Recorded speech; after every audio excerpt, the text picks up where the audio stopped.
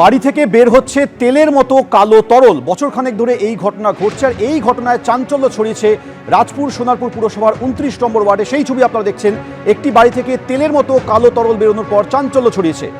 রঞ্জিত হালদার এই মুহূর্তে আমাদের সঙ্গে টেলিফোনে রয়েছে। রঞ্জিত, কি এই কালো তরল? বিশেষজ্ঞরা বা পুলিশ কেউ কিছু কি বলতে পারলো?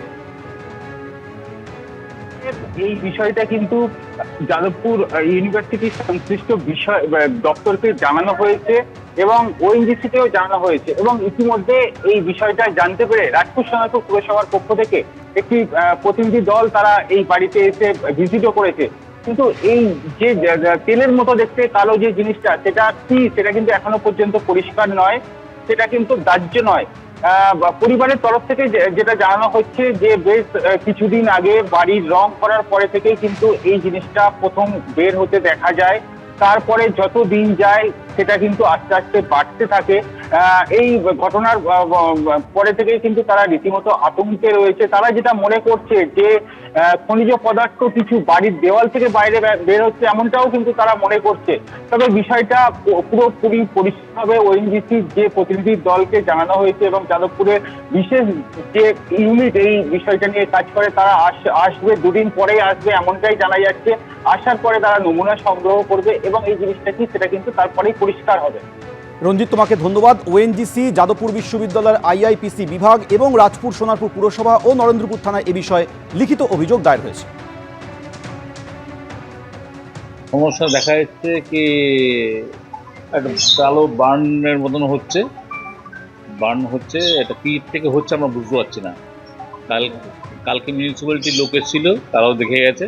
সমস্যাটা হচ্ছে কালি হয়ে চারিদিকে কালি হয়ে যাচ্ছে, সমস্যা আর কি। পরে বেশি কিছু হলে ভেঙে না পড়ে আর কি।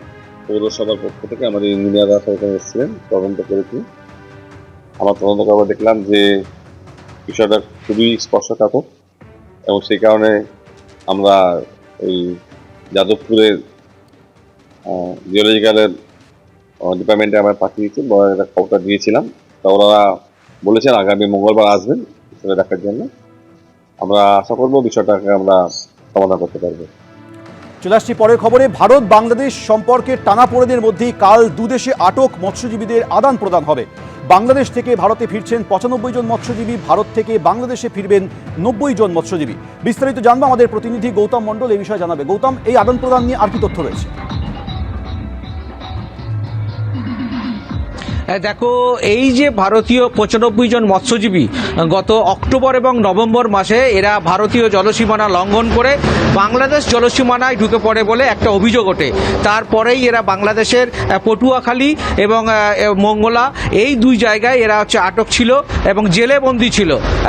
95 জন মৎস্যজীবী জেলে বন্দী ছিল এবং 6টি ট্রলার, ভারতীয় ট্রলার বাংলাদেশে আটক ছিল। অন্যদিকে বাংলাদেশের 90 জন মৎস্যজীবী, এর মধ্যে 12 জন ছিল কাকদ্বীপে এবং 78 জন পারাদ্বীপে বন্দী ছিল। তাদেরকেও মুক্ত করা হয়েছে গত 24 তারিখ। এখানে ডায়মন্ড হারবার জেল থেকে 12 জনকে মুক্ত করা হয়। এর পাশাপাশি গত পরশু দিন বাংলাদেশ সরকার এদের বিরুদ্ধে, যে ভারতীয় 95 জন মৎস্যজীবী তাদের বিরুদ্ধে যে অভিযোগ ছিল সেটা প্রত্যাহার করে, মামলা প্রত্যাহার করে এবং মুক্ত করার নির্দেশ দেয়। সেই নির্দেশ বলে আজকের বেলায় পটুয়াখালী বন্দর থেকে 95 জন ভারতীয় মৎস্যজীবীকে রওনা করা হয়েছে, যেটা মরা করা হচ্ছে ইন্টারন্যাশনাল মেরিটাইম বর্ডার লাইন, যেখানে আন্তর্জাতিক জলসীমানা। সেখানে আগামীকাল বেলা 11টা থেকে 12টার মধ্যে বাংলাদেশের 90 জন এবং ভারতের 95 জন মৎস্যজীবী দুই দেশের মধ্যে উপকূলরক্ষী বাহিনীর মাধ্যমে হস্তান্তর হবে। এবং এই যে 95 জন ভারতীয় মৎস্যজীবী আছেন, এদের অধিকাংশই কাকদ্বীপ এবং নামখানার বাসিন্দা। এদেরকে আগামী 6 জানুয়ারি গঙ্গাসাগরে এদেরকে নিয়ে আসা হবে। গঙ্গাসাগরে আসছেন মুখ্যমন্ত্রী মমতা বন্দ্যোপাধ্যায়, তিনি 6 তারিখ গঙ্গাসাগর পৌঁছবেন। প্রশাসন সূত্রে আমরা যেটা জানতে পাচ্ছি, আগামী 6 তারিখ তাদেরকে গঙ্গাসাগরে নিয়ে আসা হবে। কার্যত বলা চলে ভারত এবং বাংলাদেশের মধ্যে এই যে টানাপোড়েন চলছে বর্তমান পরিস্থিতিতে, তারই মাঝে দাঁড়িয়ে দুই দেশের এই যে মৎস্যজীবীদের মধ্যে বন্দি বিনিময় বা প্রত্যাবর্তন আগামীকাল হতে চলেছে। এর ফলে স্বস্তির নিঃশ্বাস এইখানকার যে ভারতীয় মৎস্যজীবীরা রয়েছে, কাকদ্বীপ এবং নামখানা মৎস্যজীবী পরিবারে কার্যত স্বস্তির নিঃশ্বাস তাদের মধ্যে। ধন্যবাদ গৌতম। ওদের যে বাংলাদেশের যে 90 জন আমাদের ভারতীয় এলাকায় যে বিভিন্ন স্থানে যে তারা গ্রেপ্তার ছিল, বাংলাদেশ সরকারের কাছে আমাদের যে 95 জন রয়েছে ট্রলার সহ, এদের যেমন ট্রলার সহ এদেরকে নিয়ে যাওয়া হচ্ছে, তেমনি ট্রলার সহ সেই 95 জন মৎস্যজীবীকে